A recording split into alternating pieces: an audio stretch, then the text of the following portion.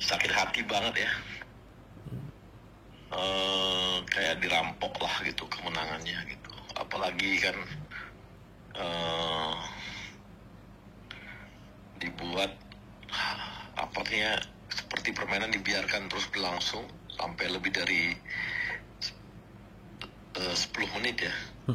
PSSI langsung ketiban untung puluhan miliar rupiah usai FIFA putuskan laga timnas Indonesia versus Bahrain tetap di RI. Kok bisa? Pemain protes, tapi kalau saya sebagai ketua federasi, saya memohon dipelajari.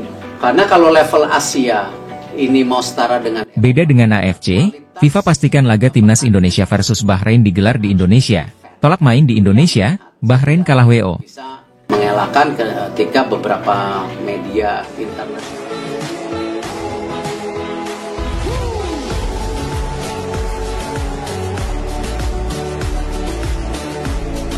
PSSI berikan update terbaru naturalisasi Kevin Dix untuk timnas Indonesia. Berdoa bisa dikebut secepat-cepatnya. Tapi yang bisa menyelamatkan sepak bola Indonesia itu cuma satu. Siapa? RI 1. Ya, ketika Presiden FIFA dan Presiden Pak Jokowi waktu itu bersalaman, Kebut naturalisasi timnas Indonesia di era Jokowi. Bahwa ini menjadi opsi terbaik, tapi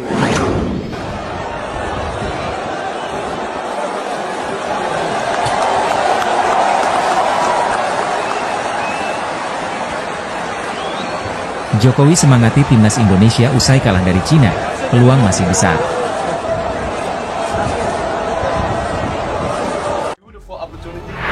Our nation on the map. Don't forget who you're playing for. Think about who you play for your family, for your country, for your honor. Then we go out and we kill them today, okay?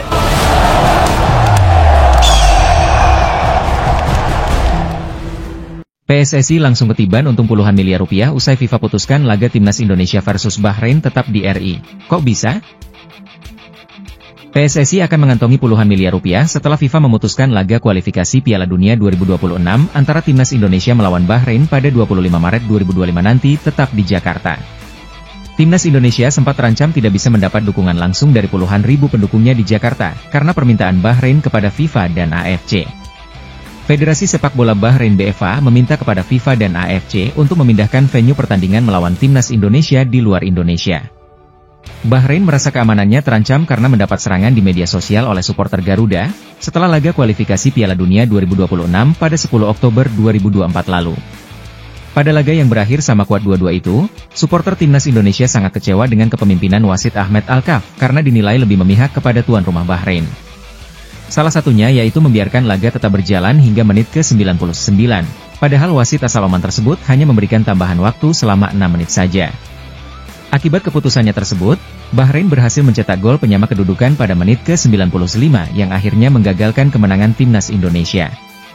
BFA pun langsung mengeluarkan pernyataan resmi terkait serangan di media sosial oleh supporter Garuda yang diterima oleh para pemain dan staf pelatih Bahrain. Sakit hati banget ya. Kayak dirampok lah gitu kemenangannya gitu. Apalagi kan dibuat apanya seperti permainan dibiarkan terus berlangsung sampai lebih dari 10 menit ya. Baru selesai artinya kayak nunggu Bahrainnya mencetak gol gitu. Ya, jadi cukup menyedihkan gitu sampai seperti itu. Kita sih udah bikin protes ke AFC ya, nanti kita lihat setelah itu, nanti setelah 24 jam dari siapa dan sebagainya baru ke FIFA sih gitu, prosesnya seperti itu. Tapi ini juga bukan yang pertama kali juga sebenarnya kita protes kan. Dalam salah satu poin pernyataan resmi tersebut, BFA meminta kepada FIFA dan AFC untuk mengubah venue pertandingan di luar Indonesia demi keamanan timnya. AFC pun langsung merespons keinginan dari Bahrain, dan berjanji akan membahas hal ini terlebih dulu dengan pihak-pihak terkait sebelum memutuskan. Namun, keinginan Bahrain itu gagal terwujud, karena Menteri Pemuda dan Olahraga Republik Indonesia Menpora RI, Dito Aryo Tejo mendapat informasi bahwa FIFA menolak permohonan tersebut. Menteri Pemuda dan Olahraga Republik Indonesia Menpora RI, Dito Aryo Tejo mengungkapkan FIFA tidak akan menggubris keinginan Bahrain. Pasukan Shin Tae-yong akan tetap memainkan pertandingan kontra Bahrain di Indonesia. FIFA pun juga sudah meminta pertandingan tetap ada di Indonesia harus di Indonesia, kalau tidak berarti menang WO, diujar Dito di Istana Negara, Jakarta, Senin 21/10. Dengan demikian, PSSI akan mendapat uang puluhan miliar rupiah dari penjualan tiket pertandingan antara Timnas Indonesia melawan Bahrain di Jakarta. Kemungkinan besar, PSSI akan menggunakan Stadion Utama Gelora Bung Karno SUGBK, Jakarta untuk menjamu Bahrain karena memiliki kapasitas mencapai 78.000 kursi penonton. Mengingat akan panasnya laga melawan Bahrain, antusiasme supporter diprediksi sangat tinggi sehingga penjualan tiket pun bakal membludak. Hal ini membuat PSSI ketiban untung. Jika tidak ada kenaikan harga tiket, maka rata-rata uang yang harus dikeluarkan oleh supporter sebesar Rp550.000. Harga tersebut bisa jadi lebih tinggi. Biasanya, PSSI tidak akan menjual tiket sama dengan jumlah kursi penonton untuk menghindari hal-hal yang tidak diinginkan. Diprediksi, PSSI bakal menjual tiket sebesar 70.000 lembar. PSSI akan mendapatkan pendapatan kotor sebesar Rp38,5 miliar dari 70.000 lembar tiket yang berpotensi terjual. Hal ini tentu menjadi keuntungan yang sangat besar untuk operasional Timnas Indonesia di seluruh kelompok umur. Jika tidak ada kenaikan harga tiket, maka rata-rata uang yang harus dikeluarkan oleh supporter sebesar Rp550.000. Harga tersebut bisa jadi lebih tinggi. Biasanya, PSSI tidak akan menjual tiket sama dengan jumlah kursi penonton untuk menghindari hal-hal yang tidak diinginkan. Diprediksi, PSSI bakal menjual tiket sebesar 70.000 lembar. PSSI akan mendapatkan pendapatan kotor sebesar Rp38,5 miliar dari 70.000 lembar tiket yang berpotensi terjual. Hal ini tentu menjadi keuntungan yang sangat besar untuk operasional Timnas Indonesia di seluruh kelompok umur. Beda dengan AFC, FIFA pastikan laga Timnas Indonesia versus Bahrain digelar di Indonesia. Tolak main di Indonesia, Bahrain kalah WO. Beda dengan AFC yang masih mengambang, FIFA memastikan laga Timnas Indonesia versus Bahrain di lanjutan matchday ke-8 Grup C kualifikasi Piala Dunia 2026 Zona Asia pada Selasa, 25 Maret 2025 tetap digelar di tanah air. Hal itu disampaikan Menteri Pemuda dan Olahraga, Menpora, RI, Dito Aryo Tejo. Saya sebagai Menpora sudah berikan statement resmi di mana kami menjamin keamanan tim Bahrain ketika bermain di Indonesia.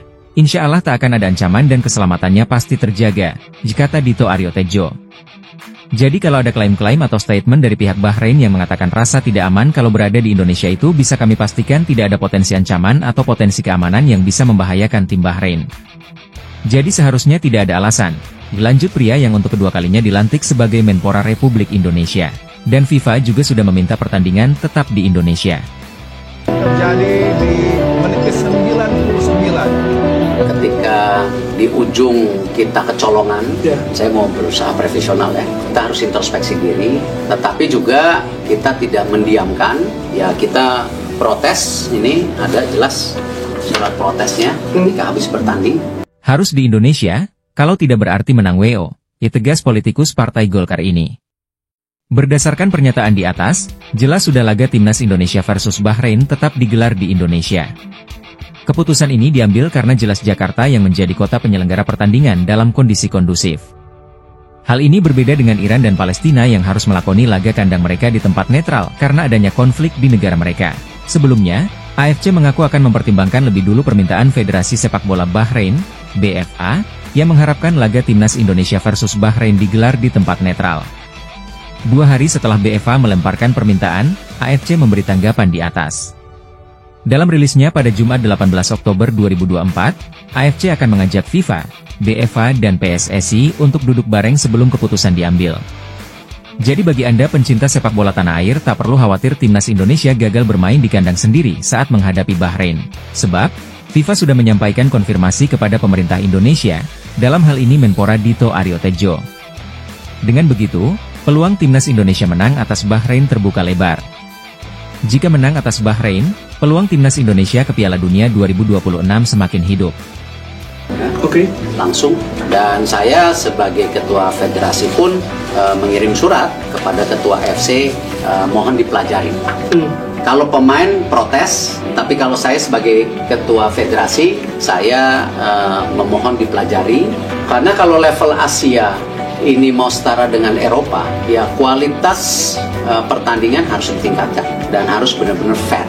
Dunia melihat, saya tidak bisa mengelakkan ketika beberapa media. PSSI berikan update terbaru naturalisasi Kevin Dix untuk timnas Indonesia. Berdoa bisa dikebut secepat-cepatnya. Sekjen PSSI, Yunus Nusi memberikan perkembangan terbaru terkait naturalisasi Kevin Dix untuk timnas Indonesia. Ia terus berkoordinasi dengan Menteri Pemuda dan Olahraga, Menpora, Dito Aryo Tejo. Kevin Dix sudah datang ke Indonesia pada awal Oktober 2024. Bek FC Copenhagen di Denmark ini juga telah bersalaman dengan Ketua Umum PSSI, Erick Thohir. Tadi kita komunikasi dengan Menpora, ini yang lagi kita usahakan, ujar Yunus Nusi di kantor Kementerian Pemuda dan Olahraga, Kemenpora, Jakarta, Senin 21 Oktober. Yunus Nusi menyatakan naturalisasi Kevin Dix bakal diproses oleh kabinet baru yang dilantik oleh Presiden Prabowo Subianto pada Senin 21 Oktober. Mengingat prosesnya harus lewat lintas kementerian.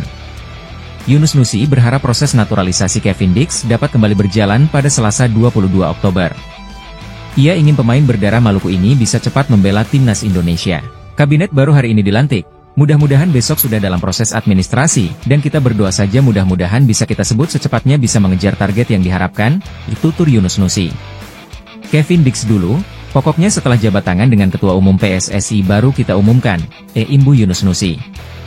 Apabila proses naturalisasinya berlangsung cepat, Kevin Dix berpeluang debut dengan timnas Indonesia pada November 2024. Namun jika tidak, selambat-lambatnya pada Maret 2025. Proses naturalisasi Dix memang dikebut oleh PSSI. Seperti proses naturalisasi Mees Hilgers dan Eliano Reijers, Dix diharapkan sudah menjadi WNI pada awal November mendatang. Harapannya, pemain berposisi B ini bisa membela Merah Putih saat menghadapi Jepang, 15 November 2024, dan Arab Saudi, 19 November 2024, di Stadion Utama Gelora Bung Karno. Saat ini, timnas Indonesia menghuni peringkat kelima grup C fase ketiga zona Asia kualifikasi Piala Dunia 2026. Indonesia minimal harus di posisi keempat untuk berpeluang lolos. Sekretaris Jenderal, Sekjen, PSSI Yunus Nusi yakin proses naturalisasi Dix akan berjalan lancar. Sejauh ini dukungan dari Kemenpora telah didapat. Begitu juga dengan Kemenkumham. Menurut Yunus, proses naturalisasi menjadi perhatian Ketua Umum PSSI Erick Thohir. Karena Dix sudah salaman dengan Erick, Yunus yakin prosesnya akan lancar. Kevin Dix dulu, untuk proses naturalisasi pemain. Pokoknya setelah jabat tangan dengan Ketua Umum, Erick Thohir, baru kita umumkan, kata Yunus menjelaskan. Kebut naturalisasi timnas Indonesia di era Jokowi. Proses naturalisasi pemain timnas Indonesia berjalan mulus di era kepemimpinan Presiden Joko Widodo, Jokowi. Demi mengakomodir keinginan PSSI dan Shin Tae-yong, naturalisasi untuk timnas Indonesia dikebut demi meningkatkan prestasi. Presiden Jokowi akan mengakhiri masa jabatannya pada Minggu 20 Oktober setelah 10 tahun memimpin pemerintah Indonesia. Beberapa tahun terakhir jelang akhir masa jabatannya, Jokowi berperan cukup vital dalam memberi persetujuan untuk pemain-pemain timnas Indonesia yang didatangkan lewat proses naturalisasi. Berkat kompromi Jokowi dengan Kemenpora, PSSI, STE, Kemenkumham, DPR dan stakeholder lain yang bersangkutan, proses naturalisasi untuk timnas Indonesia berjalan lancar dan sukses. Proses naturalisasi ini sebenarnya telah dimulai sejak era Muhammad Irawan alias Iwan Bule menjadi Ketua Umum PSSI. Pada masa kepemimpinannya, PSSI berhasil menaturalisasi dua pemain yang kini menjadi tulang punggung tim nasional, yakni Jordi Amat dan Sandy Walsh. Keberhasilan ini menjadi landasan bagi percepatan naturalisasi di era selanjutnya. Berlanjut di era Erick Thohir menjabat Ketua Umum PSSI, proses naturalisasi atau memanggil kembali para pemain yang memiliki keturunan darah Indonesia kembali berlanjut. Bukan hanya dilanjutkan, proses naturalisasi di era Erick Thohir bertambah 5 kali lipat dibanding era Iwan Bule. Hingga artikel ini diturunkan, tercatat sudah 16 pemain timnas Indonesia yang dinaturalisasi di era Jokowi, khususnya sejak didatangkannya STY pada 2019. Erick Thohir juga menyampaikan bahwa Presiden Jokowi sangat mendukung penuh proses naturalisasi ini, asal sesuai dengan aturan yang berlaku. Semua dilakukan demi kemajuan timnas Indonesia. Presiden Jokowi sangat mendukung program naturalisasi. Beliau paham bahwa ini adalah salah satu cara untuk meningkatkan prestasi tim nasional kita di kancah internasional. Presiden juga menginstruksikan agar proses naturalisasi ini dilakukan dengan transparan dan sesuai aturan yang berlaku, ujar Erick. Meski ada pihak yang mengkritik, sebagian besar masyarakat menyikapi kebijakan naturalisasi pemain untuk timnas Indonesia sangat positif. Suka tidak suka, kehadiran para pemain naturalisasi sangat meningkatkan performa timnas Indonesia. Masuknya para pemain naturalisasi berpengaruh signifikan pada peningkatan performa timnas Indonesia. Tanggal direkrutnya ST tersebut juga selaras dengan baru dimulainya kepemimpinan Jokowi di periode kedua. Ada banyak prestasi timnas Indonesia di kancah internasional seiring kehadiran pemain naturalisasi, seperti lolos Piala Asia 2023 setelah 18 tahun, pertama kalinya lolos 16 besar di Piala Asia, pertama kalinya lolos ke Piala Asia U23 2024, jadi semifinalis Piala Asia U23, dan lolos ke babak ketiga kualifikasi Piala Dunia 2026. Saat ini, timnas Indonesia senior tengah berjuang untuk memastikan satu tiket ke Piala Dunia 2026 lewat jalur kualifikasi. Tapi yang bisa menyelamatkan sepak bola Indonesia itu cuma satu. Apa? RI 1.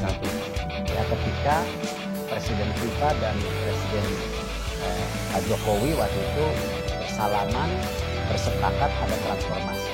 Saya dipanggil bahwa ini menjadi opsi terbaik, tapi melalui pemilihan waktu itu ya.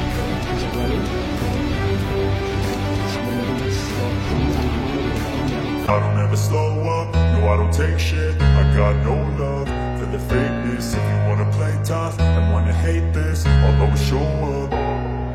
I don't ever slow up, no I don't take shit. I got no love for the fakeness. If you wanna play tough and wanna hate this, I'll always show up and make a statement. I don't ever slow up, no I don't take shit. I got no love for the fakeness. If you wanna play tough and wanna hate this, I'll always show up and make a statement. Everything I do so instinctive and so passionate. Timnas Indonesia usai kalah dari Cina, peluang masih besar. Timnas Indonesia kalah melawan Timnas Cina pada kualifikasi Piala Dunia 2026 dengan skor 1-2. Presiden Joko Widodo, Jokowi, menilai kalah dan menang dalam pertandingan hal biasa. Ya namanya bola itu ada menang, kadang-kadang ada kalah. Kadang-kadang drop, itu biasa, kata Jokowi kepada wartawan di Asahan, Sumatera Utara, Rabu, 16 Oktober 2024. Jokowi menekankan agar Timnas Indonesia tetap semangat setelah kalah dari Cina. Ia menyebut Indonesia masih punya peluang besar di pertandingan selanjutnya. Yang paling penting tetap semangat karena kita masih memiliki peluang besar untuk masuk ke ronde berikutnya, ujarnya. Adapun pertandingan Indonesia versus Cina itu digelar Qingdao Youth Football Stadium, Qingdao, Selasa, 15 Oktober 2024, malam. Garuda kalah dengan skor akhir 1-2. Indonesia mendominasi jalannya babak pertama. Tapi Indonesia malah kecolongan pada menit ke-23. Kesalahan koordinasi lini belakang tim Garuda membuat Shen Longjiang bisa mengirim umpan untuk Behram Abdueli menjaringkan bola. Cina menggandakan keunggulan pada menit ke-44. Kali ini giliran Yuning Zhang yang mencatatkan nama di papan skor meneruskan umpan Zhu Nigao. Babak kedua berjalan, Indonesia melakukan pergantian pemain. Mes Hilgers, Witan Sulaiman, dan Shain Patinama keluar, masuk Tom Haye, Marcelino Ferdinand, dan Rizky Ridho.